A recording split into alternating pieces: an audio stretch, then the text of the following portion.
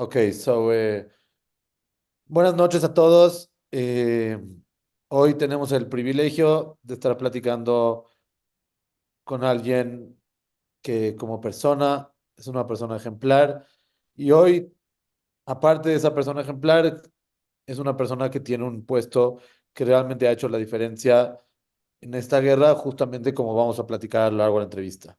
El líder de su unidad, el Steve Gar, está con nosotros. Y nada más para un poquito resumir quién es y qué es lo que hace. Él está certificado por el Sahel como instructor de combate urbano, es especializado en contraterrorismo, también es responsable de entrenar unidades militares en todo el Comando Central de Gush Etzion y es entrenador de la Academia de Industrias Militares de Israel. Entonces, como hemos visto estas últimas semanas, la lucha en Gaza se ha ido complicando, también la presión internacional se ha ido complicando.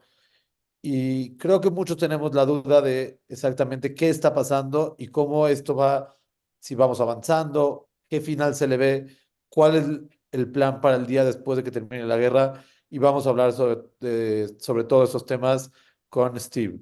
So, Steve, welcome to the community. It's really, we're honored to have you. Uh, I think that we have always admired what the Hayalet Sahal do for us and for the whole Jewish people. But there are moments like this one, these last few months, that we are really being like really get an understanding of what you're doing and really everything that you sacrifice for us, you and all the soldiers. So really, thanks for taking a few minutes to talk to us. Isaac, it's an absolute honor, and I appreciate the community being behind us and really understanding what we're going through, standing with us during this time.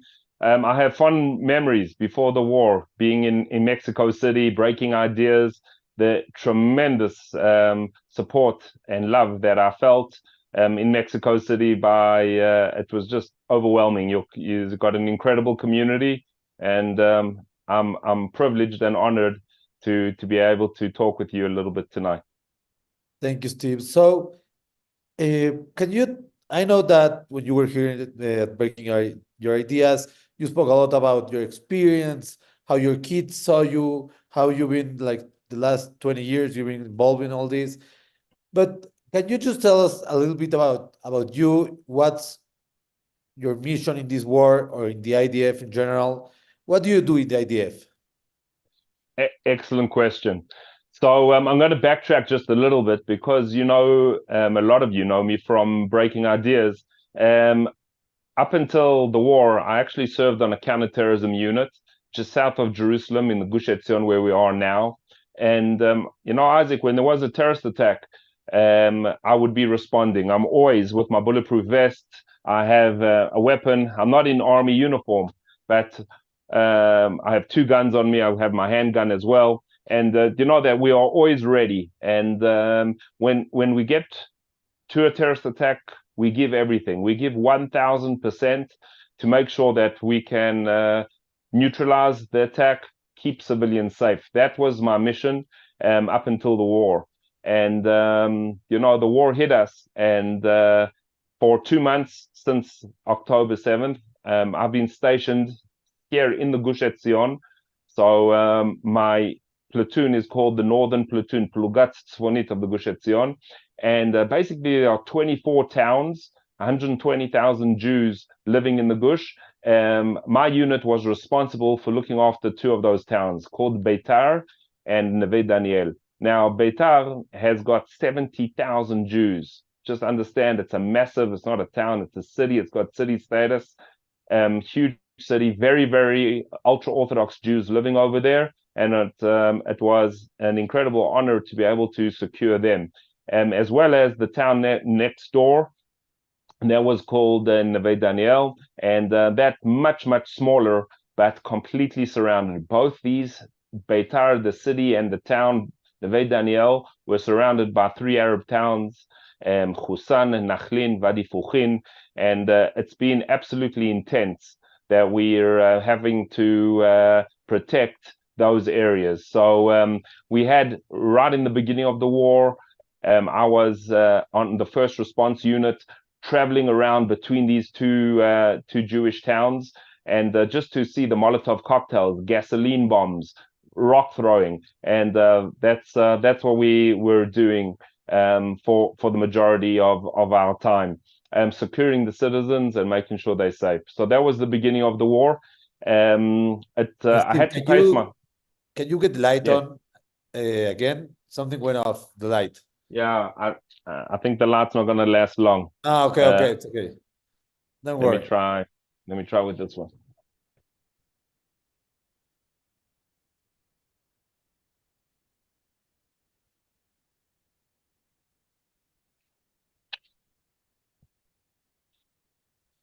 Is that a little bit better? Yeah, it's great. Okay, fantastic. So I really didn't really prepare myself, and it's nothing that we've been used to. Is that when there's been a terrorist attack, we respond and give everything. Now, no one expected a war, and no one expected a war to last this long. So after the first week, I realized it's absolutely impossible to always give 1,000%, like when responding to a terrorist attack.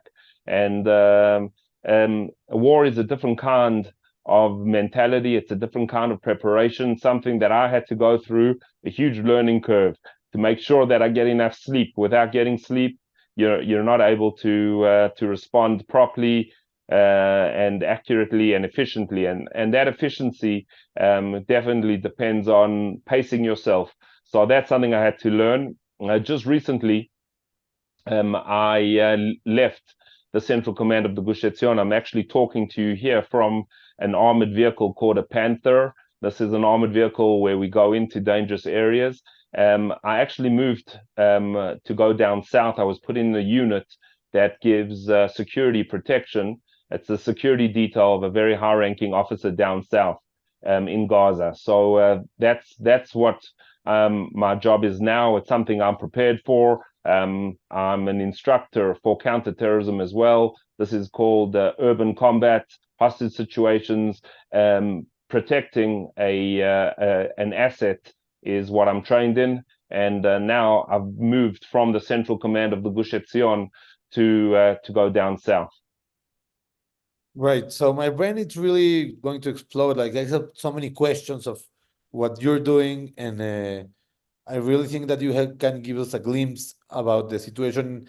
But first of all, we've been hearing in the news now, like every day, there are some terrorist kills. Like also, there are many soldiers that have been fallen the last few days, last few weeks, even no more than 100. How's the situation in Gaza? Is doing as it planned? Is going better for the state of Israel? Like, where are we holding in Gaza? Right.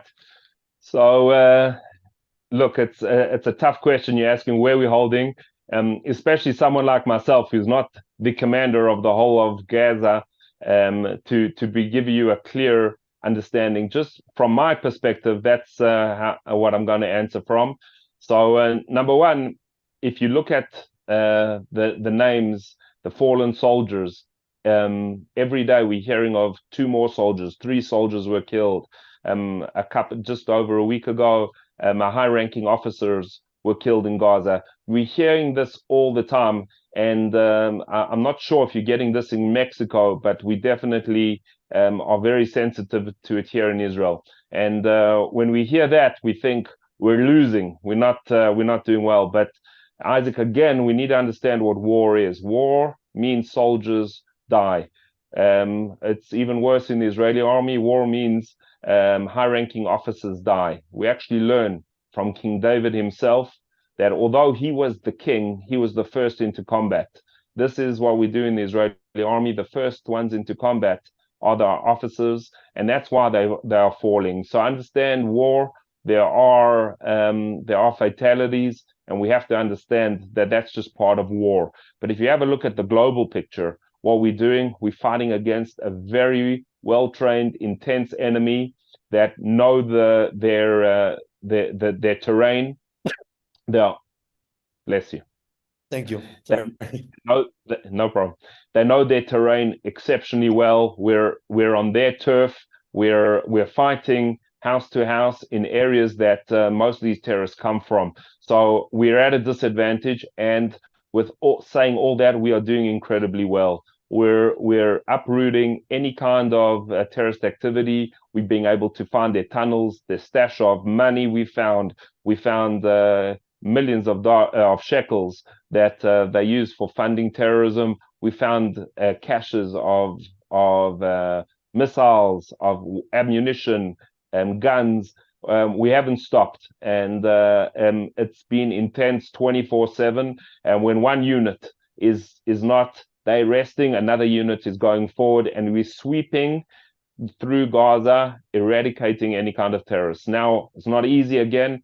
We're fighting against an enemy that knows the area, knows the terrain, but we're also fighting in an area where there are civilians.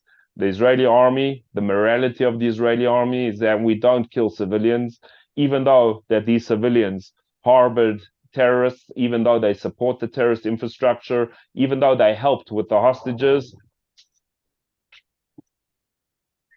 even though that happens, we are unable to be in a situation where we allow for civilian casualty. So that's another huge challenge. In addition to the challenge, which is the biggest challenge, is that we've got over 150 hostages that are still inside Gaza. So it's not So, just about yes. Steve, sorry to interrupt. Just before we get to the hostage situation, that it's really important.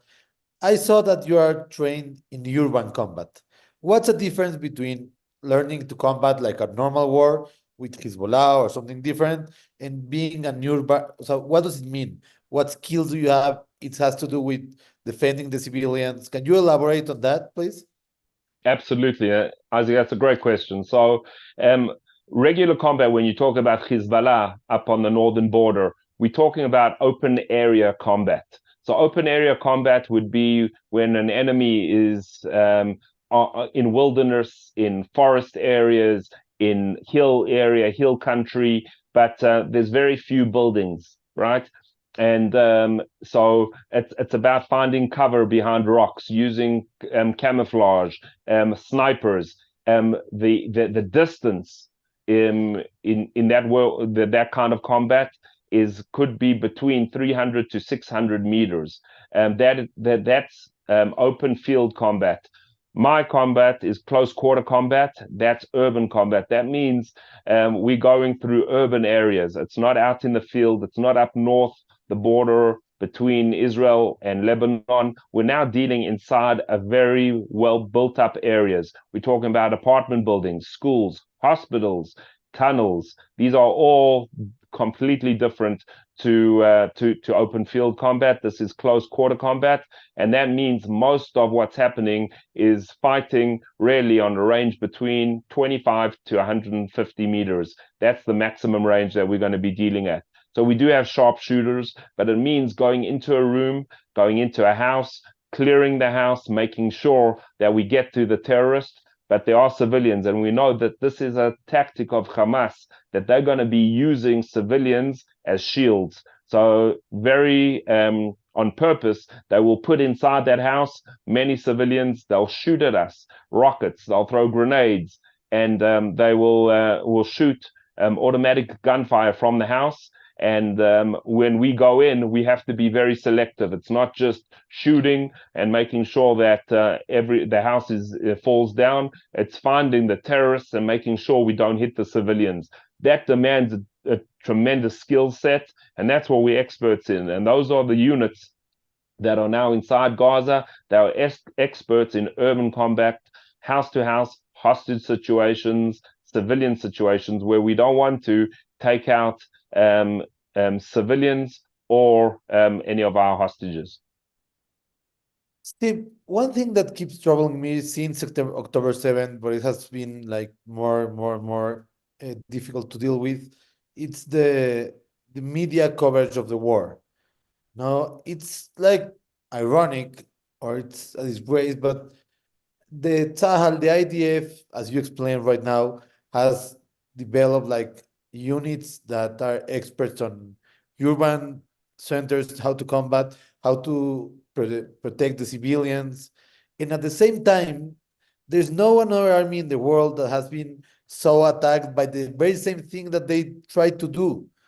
There's no other army that there are so many complaints about genocide, that they don't care about the civilians. How do you explain the difference between the reality that you are telling us and what the news networks in the world or the UN even explain that the IDF don't care about civilians? How Right. can it be such an extreme this situation between reality and what they perceive or what they Right. say? Isaac, a great question. It's. I think, firstly, I must tell you that it's very hard for us in Israel when we hear overseas networks and overseas news coverage negative against Israel.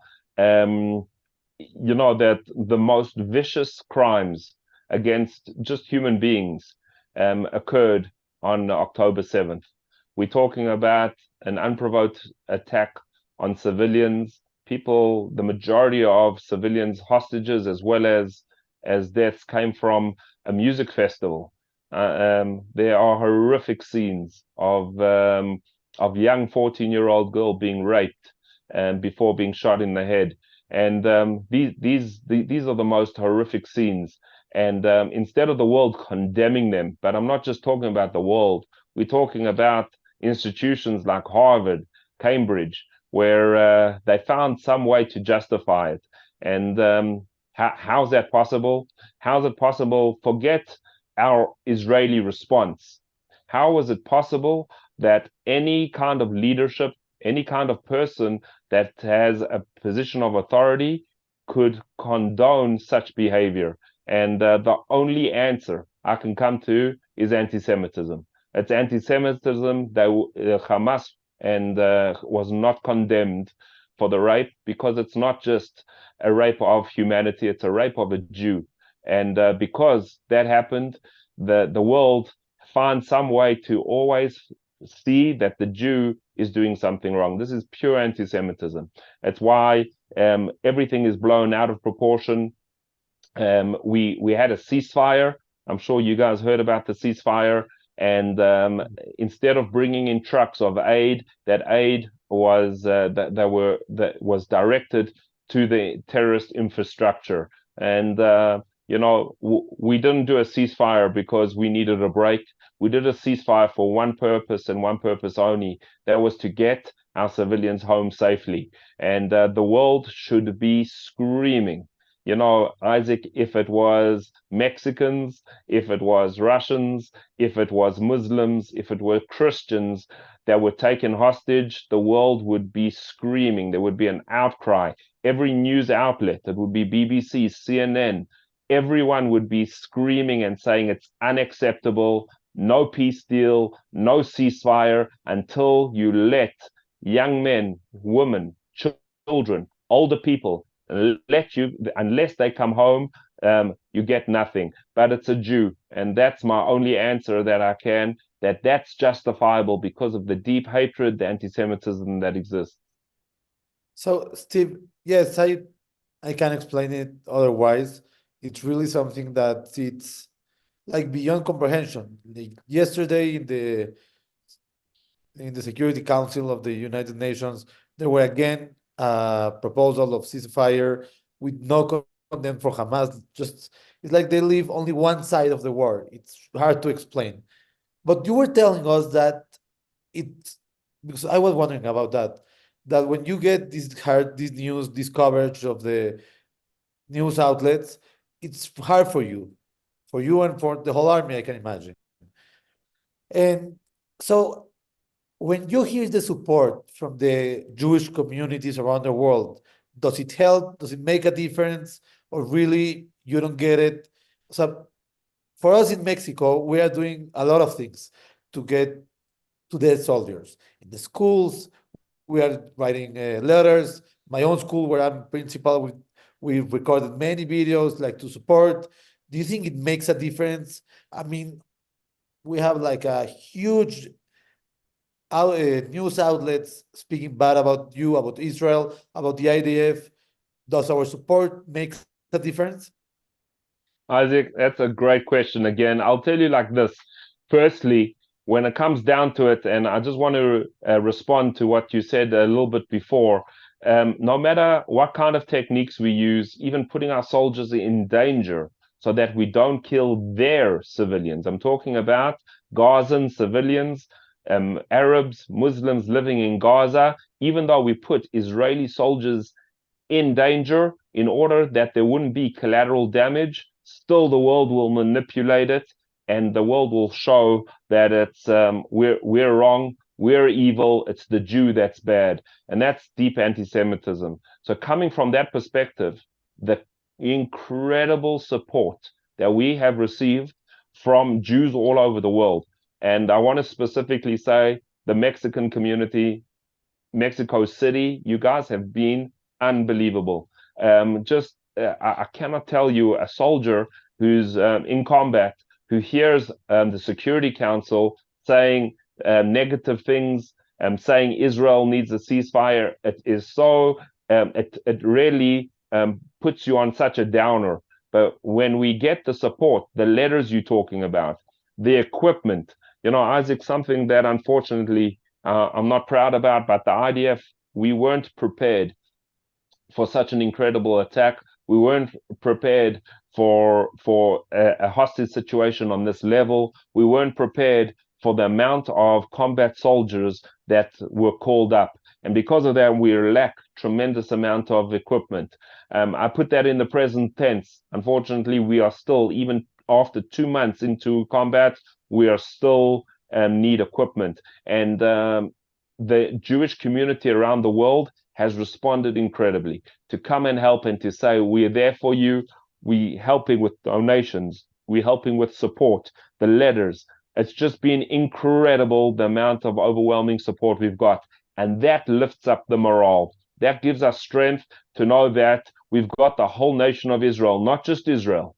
We have the whole nation, the Jewish nation behind us, pushing us forward. And that's an incredible feeling of support. And knowing we're not alone out there, knowing we've got over the ocean, from the four corners of the world, we've got Jewish community looking after us. I must also just tell you, there are non-Jewish communities that have supported us as well. And I don't want it to seem that I'm ungrateful. I am. There's been tremendous, especially the evangelical Christians in the United States. A huge shout out to them. They've been so supportive of everything we've been doing. And it's great to know, Jews and non-Jews, we have friends out there, we have family, we have people who love us and that are supporting us. Wow, yeah, I heard from the Jerusalem Post. I remember which editorial was, but that Hamas was counting on the like division of the Jewish people. Now, the last few months before the war there were many topics that really divided the Jewish nation. Now with the Supreme Court and other topics, so that they were counting that there wouldn't be such a support when a war break Yeah. out. How do you explain the sudden unity among religious, non-religious, left and right? Like it's something that, because I'm not so old, but Yeah. I don't think I've seen it in my whole life. Oh, it's actually incredible. Just yeah, you definitely heard about the divisions and pre the war. It actually feels like that was years ago. I know that it's only 2 months ago, but for us it feels. I can just tell you personally, you don't see that at all.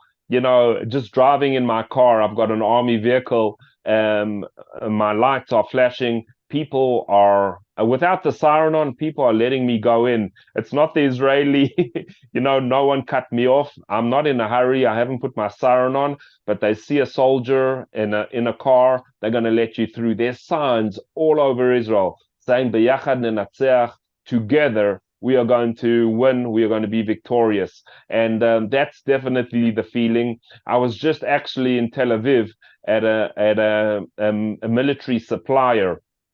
This supplier is actually supplying us with much needed equipment. and I went to check out the specifications of this equipment.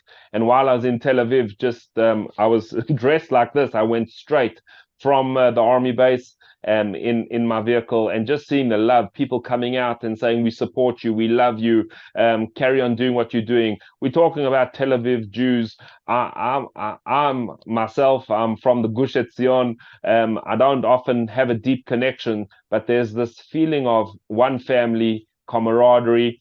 While I was actually in Tel Aviv, an incredible family from Lakewood, New Jersey, were making a wedding. Now, Lakewood is a very religious community, and it was actually an ultra Orthodox wedding. And I said to them, I don't have time, but I'm going to just quickly come and say a Mazal Tov to the Khatan. And I walked into this wedding. Isaac, you don't understand what was there. There were people with strimals, with kapota, the fur hats, the long black coats, long payers, the payot were going. And I walk in, and everyone's looking at me, and then people started coming up. The hugs, the support, the love that I got at this wedding was just incredible. I was there for maybe 7 minutes. In and out, I went to the Khatan, the family. I gave them a hug and said Mazal Tov. But people coming up to me, ordinarily, we're talking about ultra-Orthodox Jews that wouldn't support the IDF. That would say the IDF is maybe not, I don't know, before the war, there was lots of controversy about religious supporting the army, the state of Israel. I felt the exact opposite. We're talking about Satmar Hasidim. We're talking about Hasidic weddings. People are just saying, we're praying for you. You should have success. Rabbis were coming and giving me blessings. I feel zero division, and it's sad. I wish we could have this amount of unity, this love for each other without a war, without, Yeah, that's a challenge. It's impressive that how we are not capable of sustaining it when there's no war. Absolutely. Absolutely. So just let me say a few words in Spanish. Quisiera nada más traducir esta parte porque creo que es importante. Steve nos comenta cuánto ha recibido, cuánto valora la comunidad de México, cuánto valora el apoyo que se ha mandado desde México, tanto en equipo como cartas. Y lo quiero traducir porque muchas veces creo que pensamos que ya están mandando cartas de todo el mundo, seguramente no hace la diferencia, un casco más, pero Steve nos dice que sí hace una diferencia. Y creo que esto es una razón para impulsarnos y seguir haciéndolo y seguir en contacto con ellos, porque finalmente esto está haciendo la diferencia para ellos. Con toda la agresión que reciben de las noticias de la ONU y de diferentes fuentes, que sepan que toda la nación judía está unida, sin duda les hace la diferencia. Okay, so Steve, jumping to a different segment of our discussion, how does the day after the war looks for you, for the Gaza? How is it going to be? Are there any solutions? We are just killing people to see. I mean, how does it look the day after the war? Right. So again, this is above my pay grade. I'm a small soldier in a big army in a huge country. When I say huge, not on a world level, but for us, it's big. So I'll just tell you like this: is that in my opinion, the number one thing the day after the war has ended when Hamas has completely been obliterated. That's not we've taken out the main targets, we've hit their infrastructure. What obliterated means is that the war ends when there is no Hamas infrastructure. There are no weapons. There's not a single soldier that identifies as Hamas. We have to uproot and obliterate anything that is Hamas. That, in my opinion, needs to be the end of the war. Not because of a cry for a ceasefire, not because of world pressure, not because they even return every single hostage. There is no stopping. The war needs to continue until Hamas has been obliterated. I hope I've made that clear. The moment that has happened and there's no more Hamas, I definitely think there is a way for us to live side by side, not not how it was in terms of pre October 7th. We need to be able to live side by side, but with the keen understanding that Israel is ready to protect its civilians, its citizens. And that's something that if Arabs want to live in Gaza under the conditions that knowing that they will be subject to inspections, that they will be living securely side by side with no threat from Israel, as long as there is peace, as long as they're not planning war, as long as they're not digging tunnels. I think there's definitely a new government that would be formed in Gaza. That new government needs to be committed to peace. And that's the day after the war. We can definitely live side by side together, and they can rebuild the infrastructure in Gaza, but have a real hospital, not a hospital that Yes. is an army base, but have a real hospital that looks after their civilians. But we're going to be keeping a keen eye, I hope. Again, this is just me talking, a keen eye on every hospital that's built, every school that exists, every kindergarten, to make sure that they are using the infrastructure that they're building to live peacefully, to live like good neighbors should live, side by side. That's So what I see after the war. I don't want to sound pessimistic, but the support that Hamas has in Gaza, it's overwhelming. Like from the Gaza civilians, they really support Hamas. Even in Yehuda Shomron, the support for Hamas, it's big, it's big numbers. So my question, I don't want to get like too deep on anything or philosophical, but the question is if it's possible to live side by side with peace when it seems that Hamas is just like a consequence of a deeper feeling for hate of Israel. Sure. So Isaac, I'll tell you like this. If I may disagree with your assumption that uh, thousands or in the entire Gaza population supports Hamas. Maybe I'm an idealist. Maybe I'm being very what's it called? Um, I've lost my English. You can say in uh, Hebrew. no, I don't know the word in Hebrew either. I'm looking for. So you know, Naive, maybe. Sorry. naive.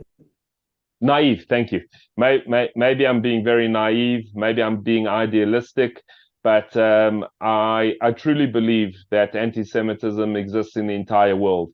You live in Mexico. If I ask you how many Mexicans hate the Jewish people, can you give me a percentage? Is it 10%? Is it No, 20%? it's less than Is it one. 50?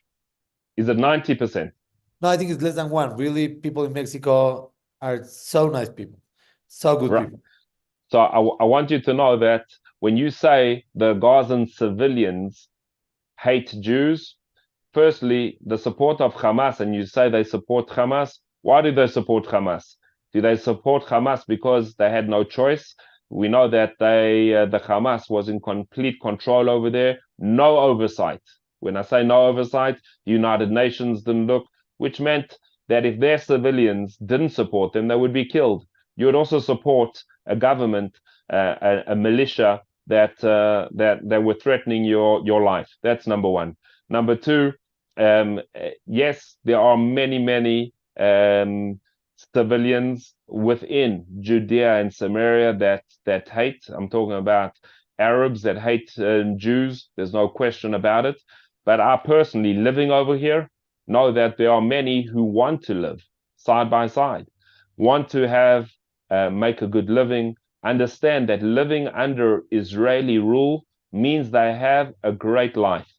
They successfully financially, economically, they successfully religiously, meaning they can pray, they successful in living safely. They know under Israeli rule, we won't allow them to be attacked, not by anyone, not by extremist Muslims, not by extremist Jews. They know that under Israeli rule, we will take care of them. And those Arabs that want that, that want to live side by side, that want to live like that. I think Israel is very open to make that happen. And if you're asking, is the solution remove every single Arab from Israel and then we'll only have peace? I personally don't believe that that's a solution. I don't think it's a right solution because I don't believe everyone is an anti-Semite. Everyone hates the Jews. I truly believe, and again, I might be naive, I might just be idealistic.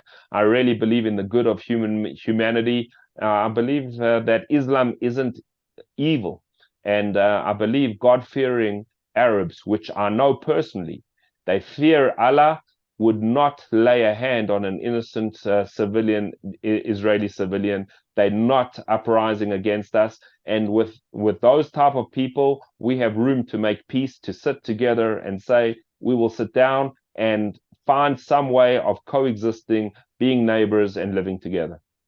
So let's hope that you're right, really, because it's like the only way to live peacefully and just to to bet on the goodness of people and their heart and they will be willing to live without any hate for the state of Israel and to live side by side.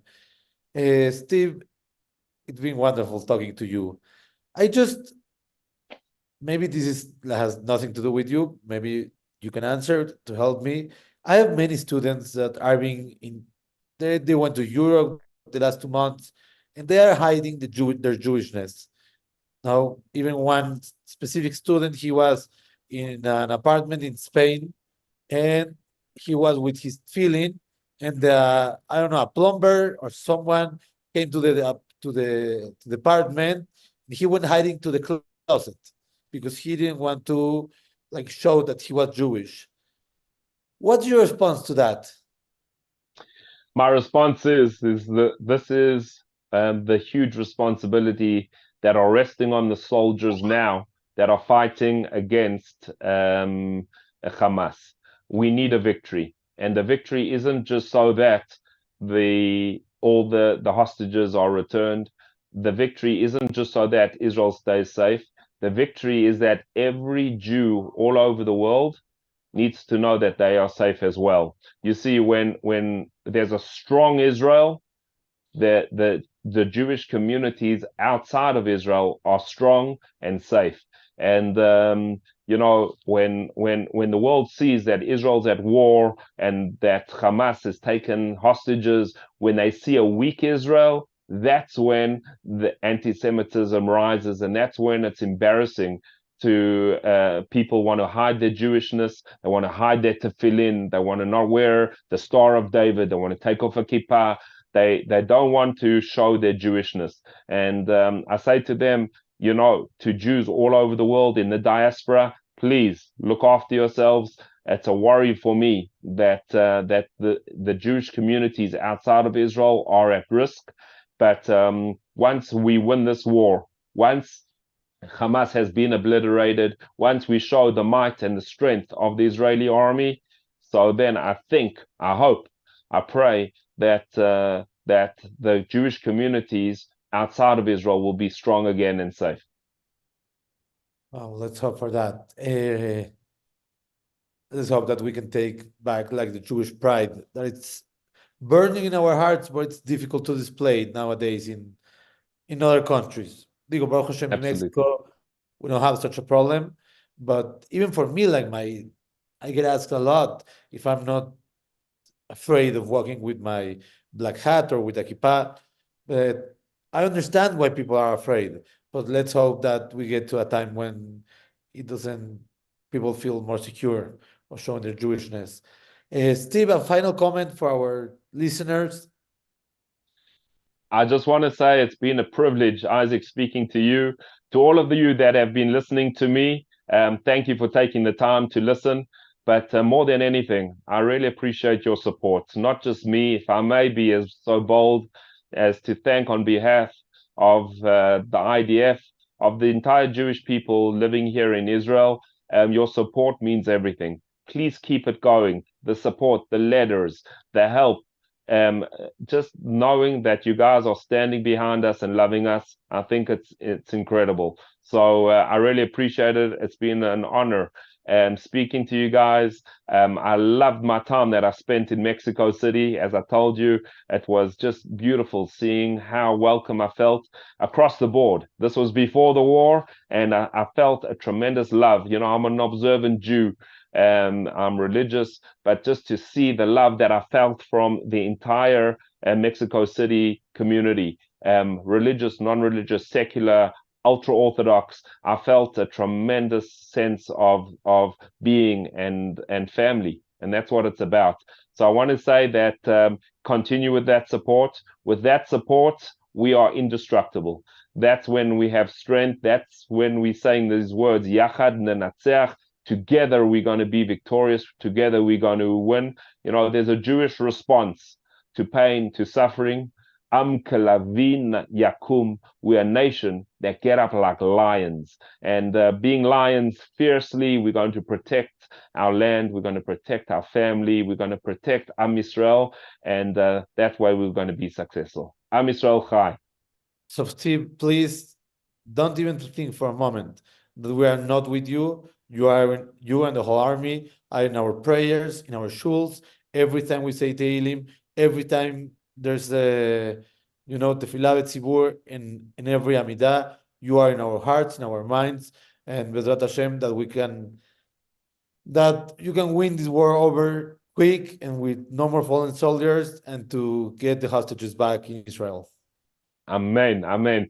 You know, Isaac, if I can just add on, a good friend of mine from Detroit and from actually Toronto, two incredible rabbis, reached out to me and they said they want to start a project. You know that, Isaac, since the war, I haven't spent one Shabbat at home with my family.